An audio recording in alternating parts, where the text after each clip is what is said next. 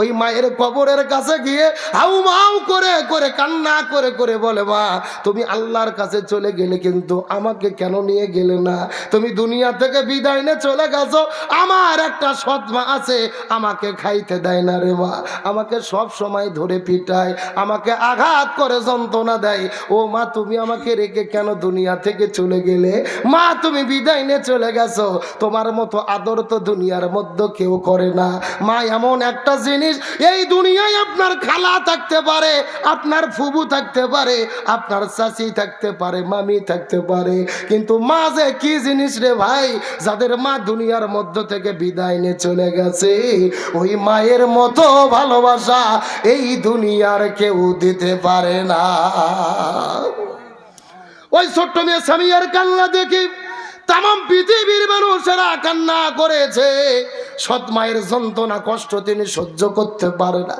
ওই মায়ের কবরের কাছে গিয়ে এমন জোরে হাউমাউ করে কান্না করেছে, এলাকার মানুষেরা বলে তার কান্না শোনার পরে ওই কবরস্থানের মধ্য থেকে একটা সাপ বের হয়ে চলে এসেছে।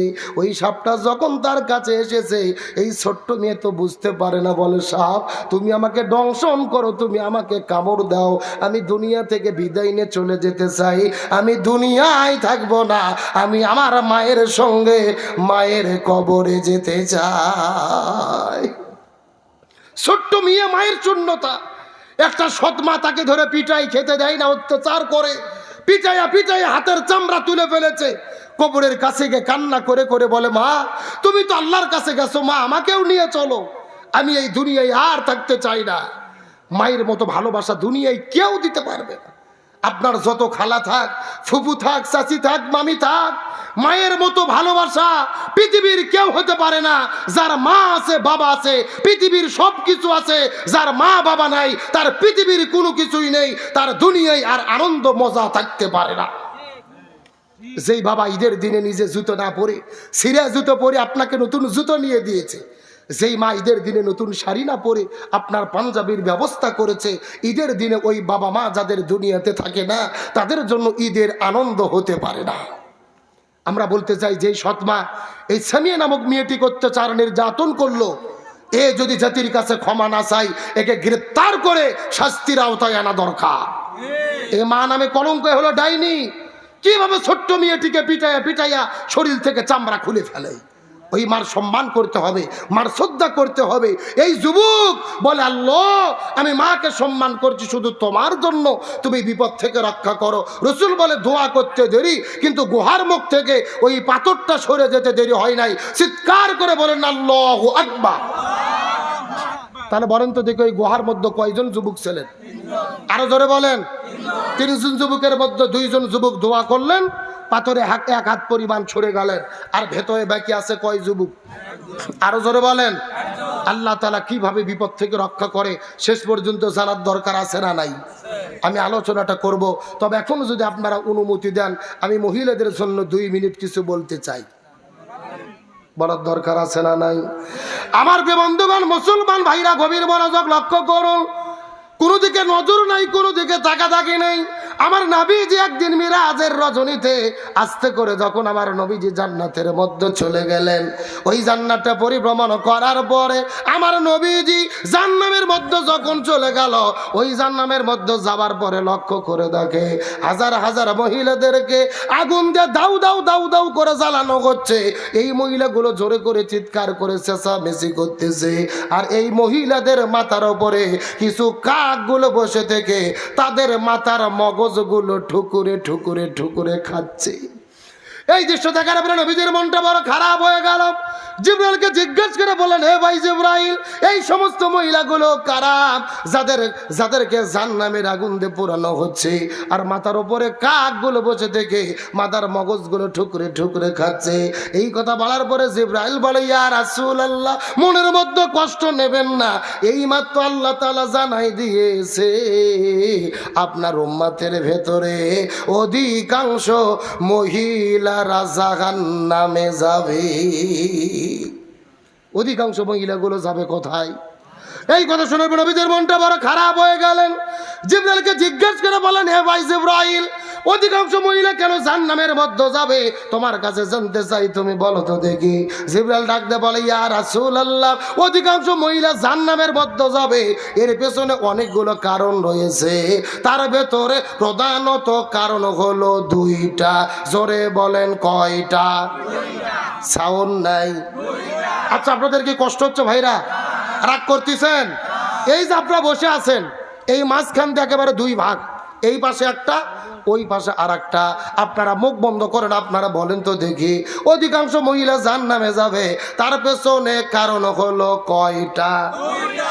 আরো জোরে। আপনারা মুখ বন্ধ করেন, আপনারা বলেন তো দেখি, অধিকাংশ মহিলা জাহান্নামে যাবে, তার পেছনে কারণ হলো কয়টা? ওরে বাবা, কেরে ভাগ করে দেন, সাউন্ড বাজতেছে, তারপরে আপনি আলসেমি করতেছেন না। এভাবে পেছনে কত হয় কি, এই চা খাওয়া বন্ধ করা লাগবে। আমি হুজুর হয়ে চা খাচ্ছি না, এত চা খাওয়া লাগবে কেন? হ্যাঁ, চুপচাপ, কোনো ভয়ই হবে না। এ মুসলমান ভাইরা, কথাগুলো লক্ষ্য করেন।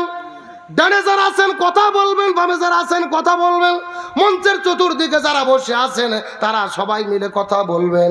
সবাই মিলে চিৎকার করে বলেন তো দেখি, অধিকাংশ মহিলা জাহান্নামে যাবে, তার পেছনে কারণ হলো কয়টা? আরো জোরে। জোর হলো না? কোন দুইটা কারণে মহিলারা জাহান্নামে যাবে? এবং এই দুই প্রকার মহিলা নড়াইলে আছে না নাই, এটা হাদিস থেকে আমাদের জানার দরকার আছে না নাই? আপনাদের কি কষ্ট হচ্ছে? মিনিট 30 সময়কে দেওয়া যাবে? আসেন তাহলে আলোচনা শুরু করেছিলাম। রমজানের প্রধানত শিক্ষা কয়টা?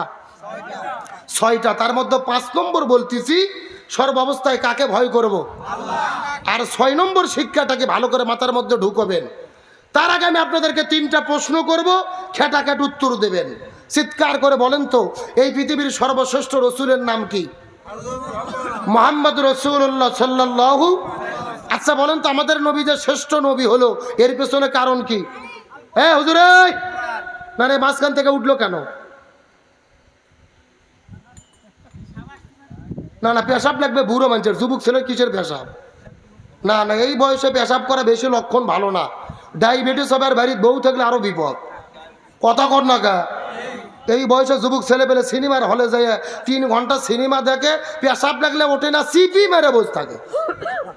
করোনার জন্য 30 মিনিট চাপ দিয়ে বসে থাকেন, ভেতরে কোনো রোগ থাকলে আল্লাহ ভালো করে দেবে। আমিন বলেন। তাহলে আমাদের নবী শ্রেষ্ঠ নবী হলো কেন? এর পেছনে কারণ নবীর উপরে কি নাজিল হয়েছে? আরো জোরে বলেন। আপনাদের কাছে 2 নম্বর প্রশ্ন, এই পৃথিবীর ভেতরে সর্বশ্রেষ্ঠ মাসের নাম কি? রমজান মাস কেন শ্রেষ্ঠ হলো? কারণ এই রমজান মাসে কি নাজিল হয়েছে? শাহরু রমাদান আল্লাযী উনজিলা ফীহিল কুরআন হুদাল লিন-নাস ওয়া বাইয়িনাতিন মিনাল হুদা ওয়াল ফুরকান। আল্লাহ বলতেছে, রমজান এত সম্মানিত হতো না যদি না রমজানে কোরআন নাজিল না হতো। সুবহানাল্লাহ বলেন। এখন বলেন, পৃথিবীর ভিতরে সর্বশ্রেষ্ঠ রাতের নাম কি? মুহাম্মদ সাল্লাল্লাহু। না না, রাত। লাইলাতুল কদর। লাইলাতুল, বলেন তো, লাইলাতুল কদর সেরা হলো, এর পেছনে কারণ কি? কি নাজিল হয়েছে? তার মানে বোঝা গেল লাইলাতুল কদর সেরা হতো না, নবী শ্রেষ্ঠ নবী হতো না, রমজান শ্রেষ্ঠ মাস হতো না যদি তাদের সাথে কোরআনের সম্পর্ক না থাকতো। তার মানে বোঝা গেল সম্মান আসলে লাইলাতুল কদরের না, সম্মান রমজানের না, সম্মান শুধু নবীর না, মূলত সম্মান হলো আল্লাহর কোরআনের। এখন আমরা 60 বছর ধরে রোজা রাখতেছি, কিন্তু কোরআনকে সম্মান করি না। এই জন্য জীবনের গুণও মাপ হয় না, আর আমাদের জীবনের পরিবর্তনও। অনেকে বলবেন, হুজুর আমরা কোরআনকে সম্মান করি কেমনে? চুমো খাই, বকত থই, লাল কাপড় দিয়ে পেয়েছে বাড়ির তাকের ওপরে উঠাইয়া রাখে, এমন মুসলমান আছে না নাই? বলতিতে হুজুর কোরআনকে কি ভালোবাসি হুজুর, চুমো খাইয়া বকত থই। আচ্ছা বলেন তো, আপনি বিয়ে করে ভোগ নিয়ে এসে বাড়ির শুধু চুমো খাবেন, বইয়ের হক আদায় করবেন না, ভাত কাপড় দিবেন না, ওনার চাহিদা পূর্ণ করবেন না, শ্বশুরের বেটি আপনার বউ কি বাড়ির থাকবে? জোরে বলেন, থাকবে?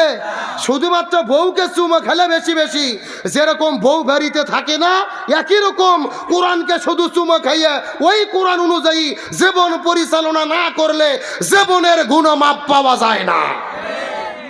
কথা ক্লিয়ার না ভেজাল আছে? আপনাদের এই গ্রামের নাম কি ভাই? তেলিগাতি। তেলিগাতি গ্রামে 200 জন বরযাত্রী বিয়ে খাইতে গেছেন। বর কয়টা? এখন যাওয়ার পরে আপনাদের 200 জন বরযাত্রীকে বিরিয়ানি দিয়েছে, গরুর গোস্ত ভুনা, মুরগির রোস্ট ইচ্ছা মতো খাওয়াইছে, কিন্তু বরফ ধরেই এমন পিটেইছে, পিটাইয়া গাছের সঙ্গে বেঁধে রেখেছে। আপনারা সম্মানিত না অপমানিত? কেন? এই মাত্র তো বিরিয়ানি খাইলেন, এই মাত্র মুরগি রোস্ট আর গরুর গোস্ত ভুনা খাইলেন, তা অপমানিত কেন হলেন? বরকে অপমান করার জন্য। যেরকম বরকে পিটাইয়া যাত্রীদের সম্মান দিলে সম্মানিত করা যায় না, একই রকম ভাবে কোরআনকে সম্মান না করে শুধুমাত্র রোজা রেখে জীবনের মাপ গুণমাপ চাইলে জীবনের গুণমাপ পাওয়া যায় না। তাহলে এখন প্রশ্ন আসতে পারে, হুজুর আমরা কোরআনকে কেমনে সম্মান করব? প্রশ্ন আছে না নাই? বুখারী শরীফের হাদিসে এসেছে কোরআনের হক হলো 4টি। জোরে বলেন কয়টি? এই 4টি হক যদি কোনো মুসলমান আদায় করে, কোরআন তাদেরকে সুপারিশ করে আল্লাহর জান্নাতে ঢুকাইয়া দেবে। জোরে বলেন না সুবহানাল্লাহ। কয়টা হকের কথা বলেছি? গভীর মনোযোগ। 1 নম্বর তিলাওয়াতুল কোরআন, অর্থাৎ কোরআন পড়তে হবে। 2 নম্বর ফাহামুল কোরআন, কোরআন শুধু পড়লে হবে না, কোরআন বুঝতে হবে। 3 নম্বর আমালাল কোরআন, কোরআন শুধু বুঝলে হবে না, কোরআন অনুযায়ী আমল করতে হবে। 4 নম্বর ইকামাতে কোরআন, শুধু কোরআন বুঝলেও হবে না, কোরআন জমিনে বাস্তবায়ন করতে হবে। গভীর মনোযোগ লক্ষ্য করুন। আপনার ইমাম, আমার ইমাম, 4 ইমামের এক ইমাম, ইমাম আজম আবু হানিফা রহমতুল্লাহ আলাইহি যতদিন কোরআন পড়েছে তার কোনো বিপদ ছিল না, কোরআন বুঝেছে তার কোনো বিপদ ছিল না, নিজে আমল করেছে তার কোনো বিপদ ছিল না। যখন ইমাম আজম আবু হানিফা রহমতুল্লাহ আলাইহি বলেছে কোরআন শুধু পড়লে আর বুঝলে হবে না, এই কোরআন দিয়ে জমিনে বিচার ফাইসালা করতে হবে, তখন ইমাম আজম আবু হানিফাকে জেলে বন্দি করে তার শরীরে বিষ প্রয়োগ করে পরিকল্পিতভাবে তাকে হত্যা করা হয়েছে। বিশ্বনবী মুহাম্মদ রাসূলুল্লাহ সাল্লাল্লাহু আলাইহি ওয়াসাল্লাম, রাসূল যতদিন কোরআন পড়েছে রাসূলের কোনো বিপদ ছিল না, রাসূল কোরআন বুঝেছে, রাসূলের কোনো বিপদ ছিল না, রাসূল নিজে কোরআন মেনেছে, রাসূলের কোনো বিপদ ছিল না। যখনই রাসূল বলেছেন জমিন যার আইন চলবে তার, আল কোরআনের আইন চাই, শতলোকের শাসন চাই, কোরআন শুধু পড়লে আর বুঝলে হবে না, এই কোরআন দিয়ে পুরো বিশ্বটা পরিচালনা করতে হবে, তখন আমাদের নবীজিকে জেলে বন্দি করেছে, উহুদের ময়দানে দান্দার মোবারক শহীদ করেছে, তায়েফের ময়দানে রক্ত ঝরিয়েছে, 1 নয় 2 নয় 27 বার আমার নবীকে হত্যার টার্গেটের শিকার করা হয়েছে। তার মানে বোঝা গেল কোরআন পড়লে বিপদ হয় না, কোরআন বুঝলে বিপদ হয় না, কোরআন নিজে মানলে বিপদ হয় না, কিন্তু কোরআন কায়েমের আন্দোলন করতে গেলে বিপদ হয়। এই বাংলাদেশের দিকে লক্ষ্য করে দেখেন, কোরআনের পাখি শহীদ আল্লামা দেলোয়ার হোসেন সাইদি রহিমাহুল্লাহ, আল্লামা সাইদি যতদিন কোরআন পড়েছে তার কোনো বিপদ ছিল না, কোরআন বুঝেছে তার কোনো বিপদ ছিল না, নিজে আমল করেছে তার কোনো বিপদ ছিল না। যখন আল্লামা সাইদি বলেছেন জমিন যার আইন চলবে তার, আল কোরআনের আইন চাই, শতলোকের শাসন চাই, এই কোরআন শুধু ওয়াজ করলে হবে না, এই কোরআন দিয়ে পুরো বাংলাদেশটা চালাতে হবে, তখন আল্লামা সাইদিকে জেলে বন্দি করে তার শরীরে বিষ প্রয়োগ করে হসপিটালে ভর্তি করে পরিকল্পিতভাবে তাকে হত্যা করা হয়েছে। তার মানে বোঝা গেল কোরআনের 4টা হকের ভেতরে প্রথম 3 হক আদায় করলে বিপদ হয় না, কিন্তু কোরআন কায়েমের আন্দোলন করতে গেলেই খবর আছে। এখন আমি আপনাদের জিজ্ঞেস করতে চাই, এই মুসলমান ভাইর আজকের আলোচনা শোনার পরে আপনার চিৎকার করে জবাব দেবেন, আমরা কি কোরআনের সুপারিশ নিয়ে জান্নাতে যেতে চাই? জোরে বলেন, জান্নাতে যেতে চাই? তাহলে আজকের আলোচনা শোনার পরে সিদ্ধান্ত গ্রহণ করব, কোরআন পড়ব, কোরআন বুঝবো, কোরআন দিয়ে জীবন গড়ব, এই কোরআনের বিধান কায়েমের আন্দোলন করতে গিয়ে নিজের জীবনের সর্বোচ্চ বিলিয়ে দেব, তারপরে কোরআন ছাড়া হব না। কারা কারা রাজি আছেন? দুটি হাত আল্লাহকে তুলে দেখায়া দেন। দেন তাকবীর দেন একজন।